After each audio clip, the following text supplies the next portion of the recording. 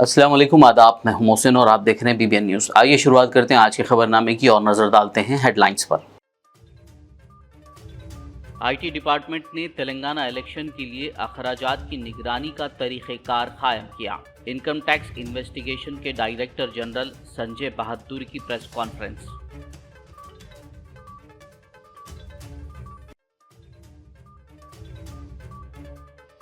Telangana assembly इंतखाबात से कबल बीजेपी को लगा बड़ा झटका। मुनुगुड़ा साबिक रुकन असेंबली कोमट रेड्डी राजगोपाल रेड्डी ने पार्टी से दिया इस्तीफा। कांग्रेस में शामिल होने के वसी इम्कान।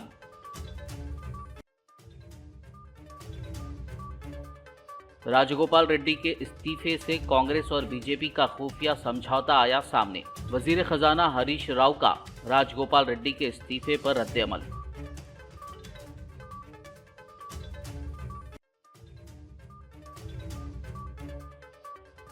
कर्नाटक के किसानों ने आज कोडंगल में किया कांग्रेस के खिलाफ एहतजाज। तेलंगाना की आवाम को कांग्रेस के धोखे में न आने का दिया मशवरा।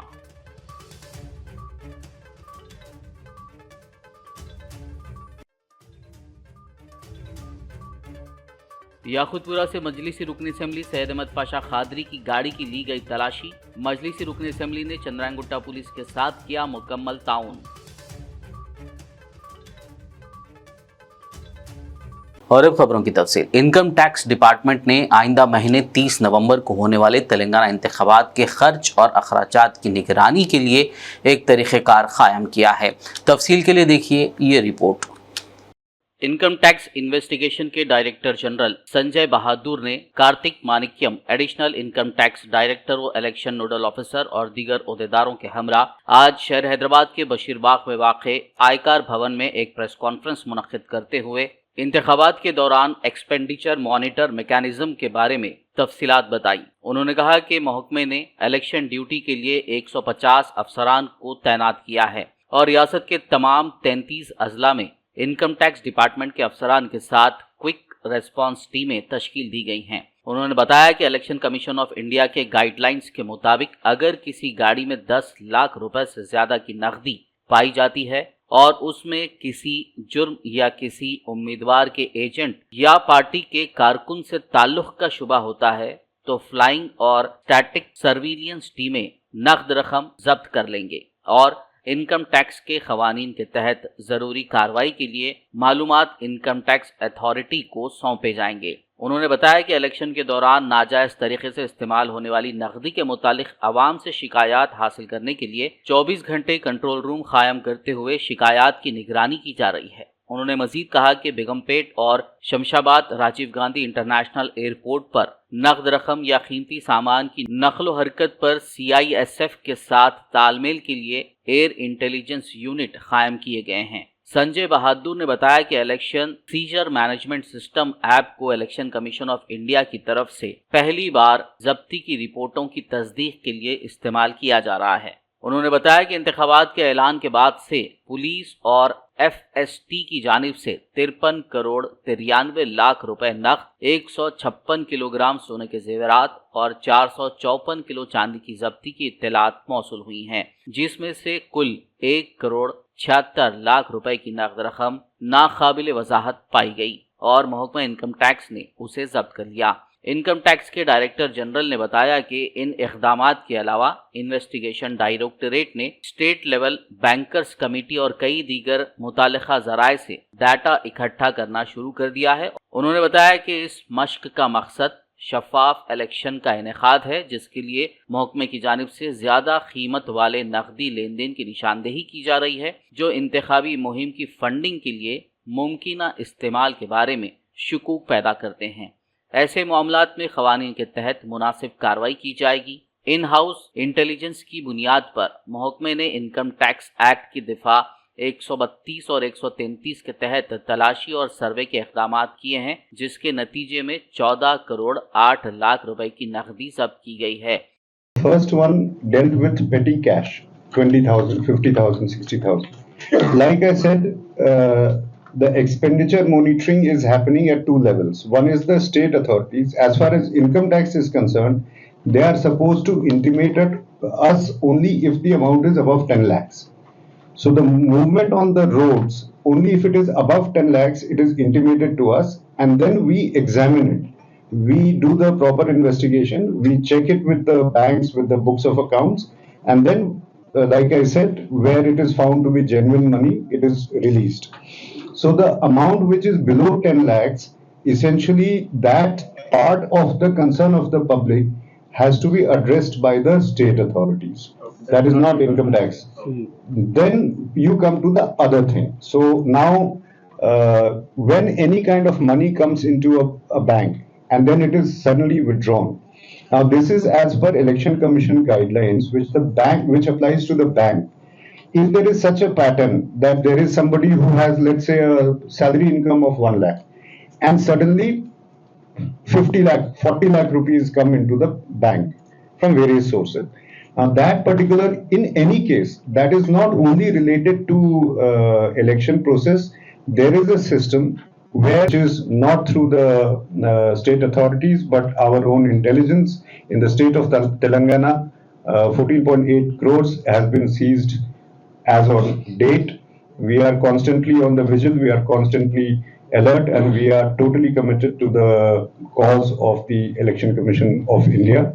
And we hope that in future you will see that Income Tax Department is acting as a force multiplier for the state authorities in controlling undue flow of funds to influence election. And we will do our best to ensure free and fair election, devoid of any use of untoward use of money power in the process. आइंदा महीने होने जा रहे Telangana assembly इंतखाबात से कबल Bharatiya Janata party को एक बड़ा झटका देते हुए मुनुगुडु के साबिक एमएलए कोमट रेड्डी राजगोपाल रेड्डी ने आज चौशंबे को पार्टी से इस्तीफा देने का ऐलान कर दिया। अपने इस्तीफे से मुतालिक खत में उन्होंने कहा कि रियासत में हुकूमत की मुखालिफत इंतहाई सतह पर है। ये वाज़ेह है कि लोग तब्दीली चाहते हैं। मुझे लगता है कि मेरी ख्वाहिश 5 हफ्तों में पूरी होने जा रही है। बीआरएस के मुतबादिल के तौर पर मैंने फ़ैसला किया है कि लोगों को कांग्रेस और आवाम के ख़यालात के मुताबिक काम करना चाहिए। 1.5 साल कबल बीजेपी तेलंगाना में बरसर इख्तिदार बीआरएस के मुतबादिल के तौर पर उभरी थी, ताहम अब लोग बीआरएस के मुतबादिल के तौर पर कांग्रेस को देख रहे हैं। इसीलिए मैंने भी तेलंगाना के आवाम के ख़यालात के मुताबिक काम करने का फ़ैसला किया है। मैंने कभी ओहदों की ख्वाहिश नहीं की। गौरतलब है कि जब से कोमट रेड्डी राजगोपाल रेड्डी मुनुगुडु असेंबली इंतखाब हारे हैं, तब से ये खबरें आ रही थी कि वो जल्दी ही कांग्रेस में वापस आ जाएंगे। राजगोपाल रेड्डी पर अपने बड़े भाई भुवनगिर एमपी कोमट रेड्डी वेंकट रेड्डी की तरफ से कांग्रेस में वापसी के लिए ज़बरदस्त दबाव बताया जाता है। నిన్నటి వరకు కూడా బీజేపీనే ఉండాలి, పార్టీ మారొద్దు, వెనకడుగు వేయొద్దు అని చెప్పి అనుకున్నా.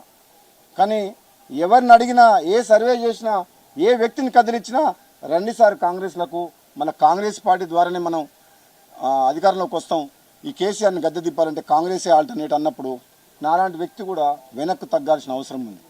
నేను కేసీఆర్ని కాదు, ఒక నియంతలాగా ప్రవర్తిస్తేందుకు నేను ప్రజల మనిషిని, ప్రజల మనసులలో ఏముందో ఆ విధంగానే నేను చేస్తాను. ముఖ్యమంత్రి కేసీఆర్ అన్ని ఇంటింటికి నీళ్ళు వస్తున్నాయని ఇప్పటి కూడా అనుకుంటూ వస్తున్నాయా నీళ్ళు? ఊర్లలో, మా ఊర్లకు రమ్మని చెప్పు కేసీఆర్ని, పైరాల్ పార్క్ ఊళ్ళని లేవు.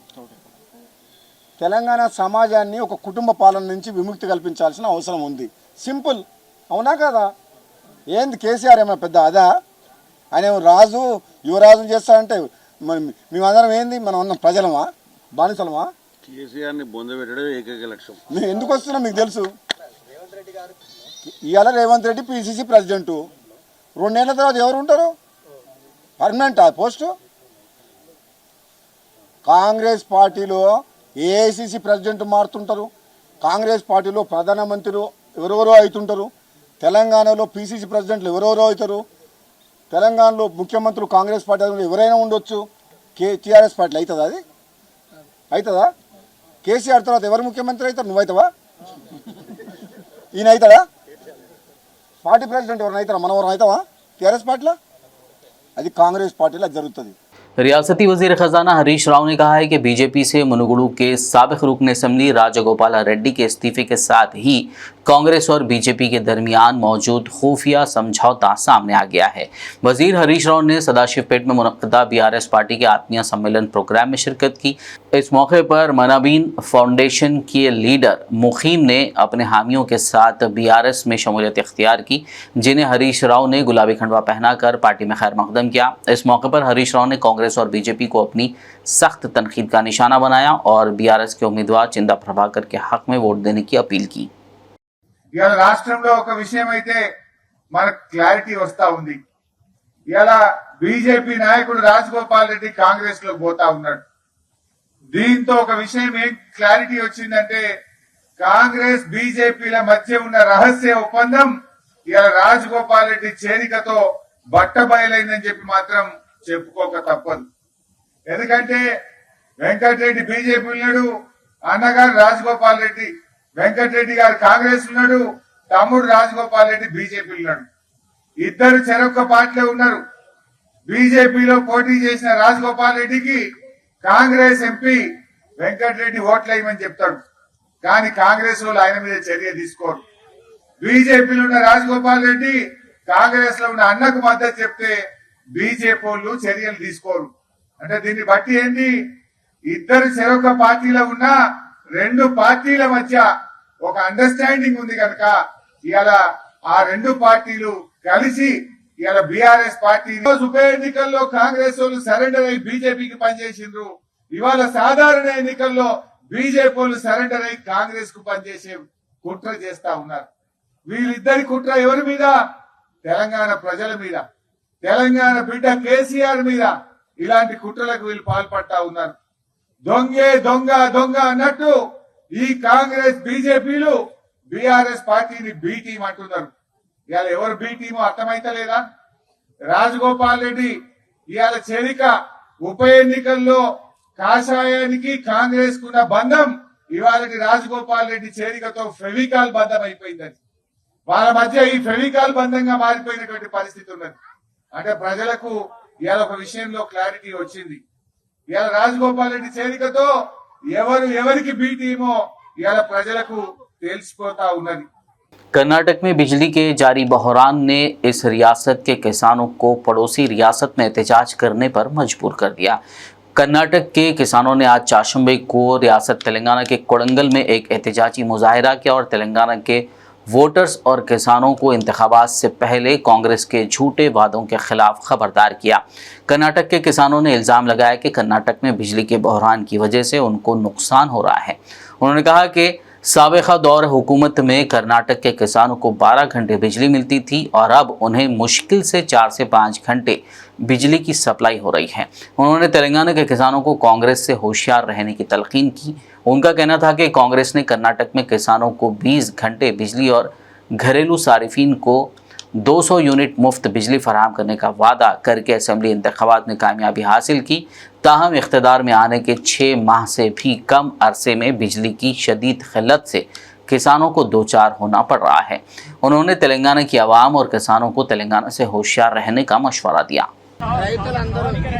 శ్రావణికి రెడ్ అయిన సార్ కరెక్ట్ ఇచ్చిన హామీలని నెరవేర్చాలని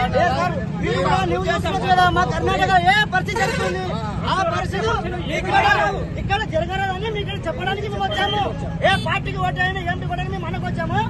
ఏ దానికి మీకు నచ్చిన దానికి ఓటేయండి, కానీ ఈ కాంగ్రెస్ పార్టీకి ఓటేసిన వాళ్ళు చనిపోతున్నాము. మా కర్ణాటకలో ఏ ఆలోచన. खबरनामे में फिलहाल लेंगे एक ब्रेक। मुलाकात होगी इस छोटे से ब्रेक के बाद।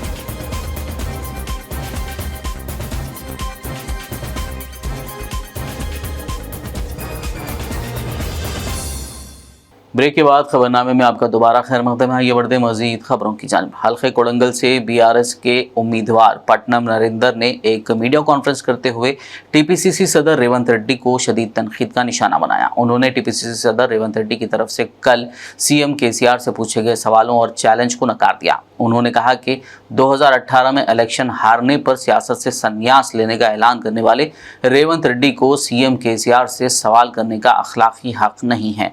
उन्होंने कहा कि आवाम इस इलेक्शन में रेवंत रेड्डी को सबक सिखाने के लिए तैयार है। అతనే స్వయాన చెప్పినాడు, నాకు ఒక 50 కోట్లు అడిగినాడు, నేను ఇవ్వకపోతే 60 కోట్లు ఇచ్చిన టికెట్ అమ్ముకున్నాడు సోమశేఖర్ రెడ్డి గారే చెప్తాను.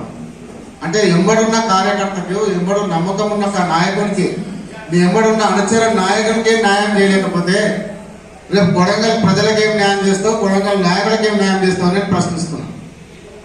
అట్లాంటి రేవంత్ రెడ్డిని కొడంగల్ ప్రజలకు బాగా తెలుసు.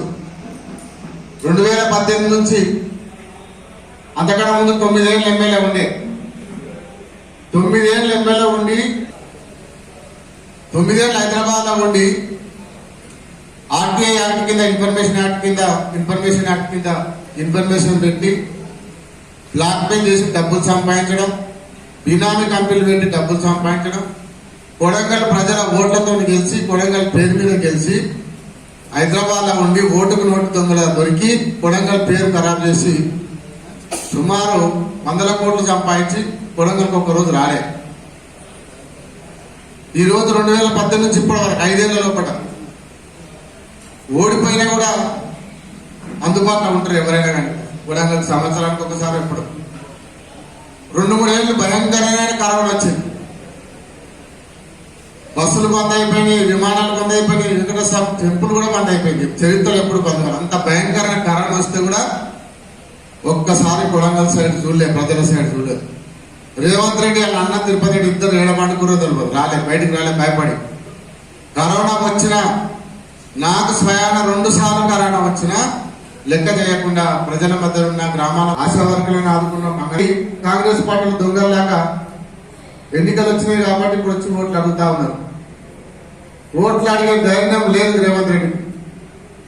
గ్రామాలలో తిరిగి ఓట్లు అడగమనండి, ఆ ధైర్యం లేకనే ఎట్లయితే దొంగలు రాత్రిపూట వచ్చి ఇక్కడ తిరుగుతారో అట్లా దొంగలు తిరిగినట్టు ఎవరైనా మా నాయకులు అసంతృప్తితో ఉన్నారా, ఎవరినో చూసి వాళ్ళను ప్రలోభ పెట్టడం అట్లాంటివి చేస్తే తప్పకుండా ఎన్ని జిమ్మికులు ఆడినా, మనం గతంలో చూసినాం 2 సార్లు కూడా జిమ్మికులు ఆడే ఎన్నికలు గెలిచినాం. మొట్టమొదటిసారి హస్నాబాద్ లో ఆయన కారు, ఆయన రాళ్ళు అద్దాలు రాళ్ళు గారు పోటీ పెట్టి గెలిచినాడు. అట్లా జిమ్మికులు ఆడి గెలిచే ప్రయత్నం చేస్తుంటే జిమ్మికులు కొడంగల్ ప్రజలకు బాగా తెలుసు. తెలంగాణ ప్రజలకు తెలియకుండా కొడంగల్ ప్రజలకు రేవంత్ రెడ్డి అంటే ఏంది, ఆయన జిమ్మికులు ఏంది, ఆయన అబద్ధాలు ఏంటంటే అన్ని తెలుసు. కాబట్టి 2018 ఇట్లా చేసిరో అంతకన్నా భారీ మెజార్టీతో వాళ్ళకు రేవంత్ రెడ్డి ఇంటికి పంపుతారని చెప్పి అందరికి తెలియజేసుకుంటున్నారు. शहर हैदराबाद के इलाके चंद्रांगुट्टा से गुजरते वक्त याकुतपुरा से मजलिसी रुकन असेंबली सैयद अहमद पाशा खादरी की गाड़ी की पुलिस की जानिब से तलाशी ली गई। वाज़ेह हो कि रियासत में इंतखाबी ज़ाब्ते के नफाज के साथ ही पुलिस की जानिब से जगह जगह गाड़ियों की तलाशी ली जा रही है। इस मौके पर मजलिसी रुकन असेंबली सैयद अहमद पाशा खादरी की गाड़ी की तलाशी ले रहे अहदेदारों के साथ उन्होंने मुकम्मल ताउन किया। ज़िला आदिलाबाद की तरक्की और मुकामी मसाइल के हल के लिए मुकामी रुकन असेंबली जोगो रमना की कारकर्दगी से मुतालिक सोशल मीडिया पर मुसलसल आवाज़ बुलंद करने वाले आदिलाबाद शहर मुस्तक़र के जाने माने सोशल एक्टिविस्ट टीम ने आदिलाबाद की मज़ीद तरक्की की खातिर जोगो रमना की क़यादत को मज़ीद मजबूत करने BRS पार्टी में शमूलियत इख्तियार कर ली, जिसमें काबिल ज़िक्र साबिर पटेल, जुनैद अहमद, नदीम, शाहिद अफरोज शामिल हैं। इस मौके पर रुकन असेंबली ने सबको पार्टी खंडवा पहनाकर गर्मजोशी से गुलाबी पार्टी में खैर मकदम किया। रुकन असेंबली ने इस बात पर खुशी का इजहार किया कि सोशल मीडिया पर कलीदी किरदार अदा करने वाले नौजवान भी BRS में शामिल हो रहे हैं। आपसे मिलना हुआ, इससे पहले जब हमारी सोशल मीडिया की टीम, जो एक्टिविस्ट की टीम थी, जब भी हम जो इश्यूज लेके आए थे आदिलाबाद के, जो भी है, जैसा तामसी बस स्टैंड, रेलवे ओवरब्रिज का इशू हो या फिर IT सेंटर के बारे में हो, आदिलाबाद की डेवलपमेंट का हमारा कंसर्न था, उसके बारे में जब भी हम सबके पास है लेके, तो पॉजिटिव नोट में हमारे को क्या है एक बताइए कि बिल्कुल करेंगे काम। टाइम लगा, लेकिन 1-2 साल के अंदर शुरू भी हो गया काम। आप जैसा आप लोग देख रहे हैं अभी यहाँ पे संजय नगर के पास शुरू भी हो गया उसका, और IT सेंटर भी शुरू हो गए यहाँ पे। तो उसी वजह से हम लोग क्या है एक इंस्पायर हो गए हिसाब से, तो इसलिए यहाँ पे हिसाब से मुलाकात करने। और दूसरी बात ये भी है, जैसा हमारा यहाँ पे आने का और एक मकसद ये है कि आदिलाबाद के आप लोग देख रहे हैं अभी हालात क्या चल रहे हैं पॉलिटिक्स के, तो यहाँ पे अभी एक लीडरशिप अपने को कौन संभाल सकता, आदिलाबाद का जो माहौल कैसा हो रहा, उस हिसाब से हम देख रहे हैं कि साबित एक बेटर कैंडिडेट है यहाँ पे। जो रहे तो एक सही तरह से डेवलपमेंट भी कर सकते हैं और अदालत का माहौल भी सही रख सकते हैं। तो इसलिए हमारा फुल सपोर्ट जोगी रामन्ना साहब को है। जय तेलंगाना। जिला आदिलाबाद में मुख्तलिफ सियासी जमातों के कायदीन की जानिब से इंतखाबी मुहिम का आगाज़ कर दिया गया है और शख्सी तौर पर वो मैदान में उतर चुके हैं। Adilabad municipal vice chairman Zaheer Ramzani ने रुकन असम्बली जोगी रमन्ना के हक़ में वार्ड नंबर 29 में इंतखाबी मुहिम आगाज़ किया। Municipal vice chairman Zaheer Ramzani ने आज जोगी रमन्ना की ताईद में अपने चाहने वालों, बुजुर्गों, नौजवानों की एक बड़ी तादाद के हमरा पैदल दौरा करते हुए घर घर जाकर आवाम से रास्त मुलाकात की और BRS पार्टी के इंतखाबी मंशूर से वाकिफ करवाया और माजी में की गई खिदमात पर भी रोशनी डाली। उन्होंने आने वाले इंतखाबात में फिर एक मरतबा कार के निशान को वोट देकर इलेक्शन में जोगी रमन्ना को भारी अक्सरियत से कामयाब बनाने की अपील की। इस मौके पर पार्टी कायदीन और कारकुनान की कसीर तादाद मौजूद थी। 29 बक्कर टोले के अंदर भी जो है सो आज डोर टू डोर घूमकर जो है सो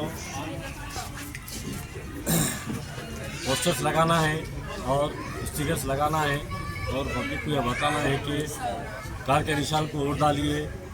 आगे भी जो है सो आपको बहुत से जो मैनिफेस्टो में जो केसीआर साहब ने बताया है वो घर घर तक पहुंचाना है हमको। इसलिए आज पूरे नौजवानों के साथ हम वार्ड नंबर 29 में खानापुर का एरिया पूरा आज कंप्लीट करे हैं। इसके लिए मैं हमारे जितने भी हमारे कार्यकर्ता, हमारे दोस्त, हमारे बच्चे हैं, सबका शुक्रिया अदा करते हैं। और ये चीज़ आगे तक मेहनत करना है क्योंकि हर बार की तरह इस बार भी यही बताना पड़ रहा है कि हमको केसीआर साहब की जैसी सरकार होना है और उनके लिए हमको काम करना है, उसके लिए मेहनत करना है। ये टाइम जस्तजू करने का है, काम करने का है। इसलिए मेहरबानी करके हर वो नौजवान और वो बुजुर्ग से गुजारिश है कि अपनी अपनी जो इनफरादी जो मेहनत है वो करना हमारे लिए बहुत ज़रूरी है। इसीलिए बार बार आप लोगों को वही चीज़ को बताना है कि किस तरीके से हमको काम करना है और हर घर तक जाके हमारी माँ बहन को ये चीज़ समझाना है क्योंकि कुछ बहरूपिये जिनको अपने मफाद के लिए 100 किलो गोश्त खाकर जो है सो अपने 100 किलो गोश्त के मफाद के लिए जो काम कर रहे हैं वैसे बहरूपियों से होशियार करना है हमारे माँ बहनों को। और जो काम केसीआर साहब और आदिलाबाद में जोगी रामन्ना साहब ने जो किया है ये तारीख में आपको कहीं पर नहीं मिलेगी इतना काम साहब का। ये बहुत अच्छा काम हुआ है। आदिलाबाद शहर के अंदर जो डेवलपमेंट हुए हैं, जो काम हुआ है उसके लिए मैं आप लोगों से तमाम तो गुजारिश कर रहा हूँ कि आप लोग थोड़ा मेहनत करके आगे हमारे जोगी रामन्ना साहब को जिताकर फिर एक बार CM केसीआर साहब को उनको बनाना है। इसलिए मैं आप लोगों से गुजारिश करते हुए अभी हम काम को आगे बढ़ाते हुए मेहनत करेंगे। इसलिए जय तेलंगाना। निर्मल जिला BRS सदर व मुधोल रुकन असम्बली विट्ठल रेड्डी ने चारशंबे के रोज़ टाउन सेंटर में दुर्गा माता शोभा यात्रा के मौके पर खुसूसी पूजा करते हुए इस यात्रा का आगाज़ किया, जिसमें हज़ारों की तादाद में अक़ीदतमंदों ने शिरकत की। जमात इस्लामी हिंद विकाराबाद की जानिब से कायम करदा अल खैर कंप्यूटर सेंटर के पहले बैच की तकमील पर आलमपल्ली के मस्जिद मोहिउद्दीन में तहनीती प्रोग्राम मुनक़्क़िद किया गया। इस प्रोग्राम में मेहमान खुसूसी की हैसियत से डायरेक्टर जमात इस्लामी हिंद हामिद मोहम्मद खान ने शिरकत की। इस मौके पर तलबा में इनामात तकसीम करते हुए सर्टिफिकेट्स भी अदा किए गए। इस मौके पर हामिद मोहम्मद खान और दीगर जिम्मेदारान ने तलबा और तालिबात से खिताब किया। इस प्रोग्राम में जनाब Wasiullah organising secretary SIO Telangana, Amjad Hussain नाजिम ज़िला जमात इस्लामी हिंद विकाराबाद, मोहम्मद अब्दुल रऊफ सुबहान और दीगर मौजूद थे। हम दुनिया के अंदर अपनी कामयाबी के पंजे गाड़े हैं, लेकिन हम एक अच्छे मुसलमान बने, हम एक अच्छे दाई बने, हम एक अच्छी दाइया बने, हम एक अच्छे इंसान बने, हम एक अच्छे तड़पते हुए दिल रखने वाले बने। हमारे अंदर ये जज्बा हो कि ये ज़मीन अल्लाह की है, ये बंदे अल्लाह के हैं, अल्लाह की ज़मीन पर अल्लाह के बंदों पर अल्लाह ही का कानून चलना चाहिए। इसके लिए हम काम करने वाले बने। अगर 100 है और ये नहीं है तो सब 0 है। 100 है, अब बड़े आबिद हैं, काबिल हैं आप, लेकिन आपके अंदर ये जज्बा नहीं है और आप ये काम नहीं कर रहे हैं तो आप 0 हैं, आप हीरो नहीं हैं। आप आगे बढ़ सकते हैं, इसका मतलब ये है, इसका मतलब ये है तो आगे आप और कंप्यूटर सीख सकते हैं। इसके लिए है ये सर्टिफिकेट। इसके लिए हर ये सर्टिफिकेट नहीं है कि आप सब कुछ सीख गए हैं, अब कुछ करने की जरूरत नहीं है। कंप्यूटर तो एक ऐसी चीज है और जो लोग खास तौर पर कंप्यूटर इंजीनियरिंग कर रहे हैं, इंजीनियरिंग के अंदर वो अगर यहाँ हैं तो मैं उनसे कहना चाहूँगा कि वो लोग बहुत कॉन्शियस रहें।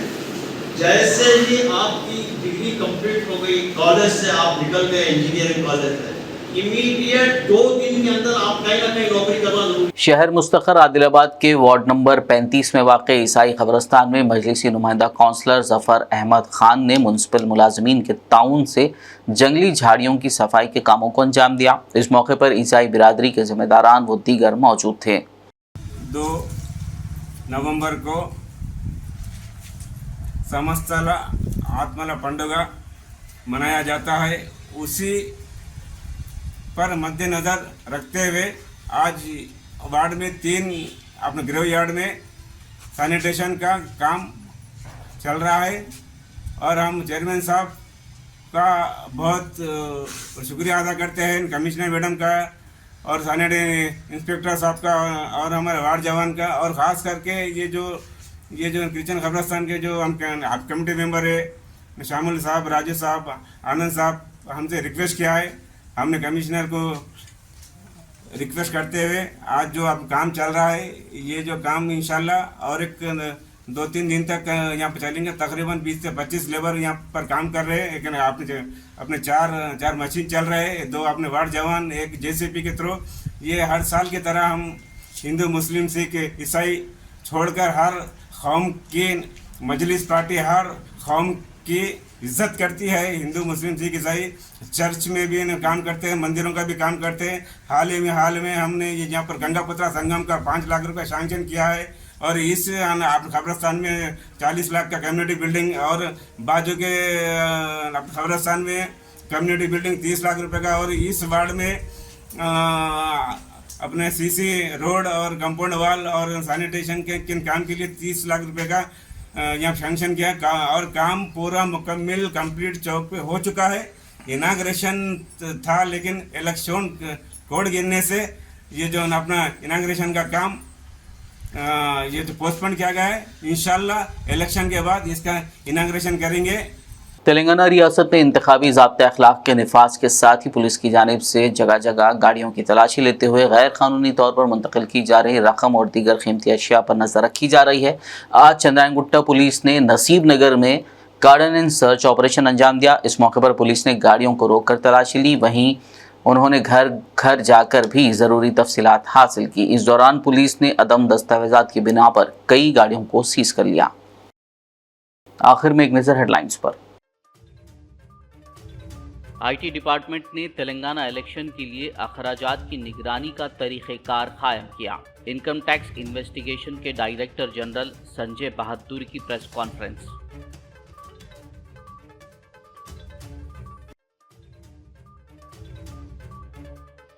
तेलंगाना असेंबली इंतखाबात से कबल बीजेपी को लगा बड़ा झटका। मुनुगुड़ा साबिक रुकन असेंबली कोमट रेड्डी राजगोपाल रेड्डी ने पार्टी से दिया इस्तीफा, कांग्रेस में शामिल होने के वसी इम्कान।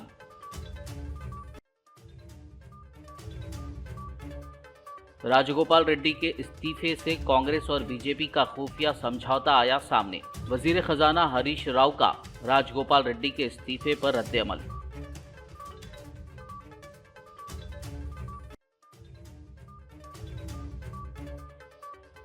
कर्नाटक के किसानों ने आज कोडंगल में किया कांग्रेस के खिलाफ एहतजाज। तेलंगाना की आवाम को कांग्रेस के धोखे में न आने का दिया मशवरा।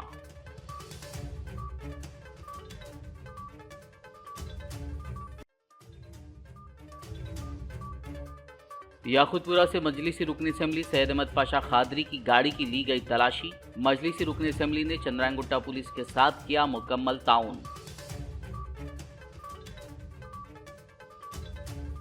खबरनामे में फिलहाल बस इतना ही। ताज़ा तरीन अपडेट्स के लिए देखते रहिए BBN न्यूज़। यूट्यूब और फेसबुक पर मौजूद हमारे वीडियोस को लाइक और शेयर ज़रूर कीजिए।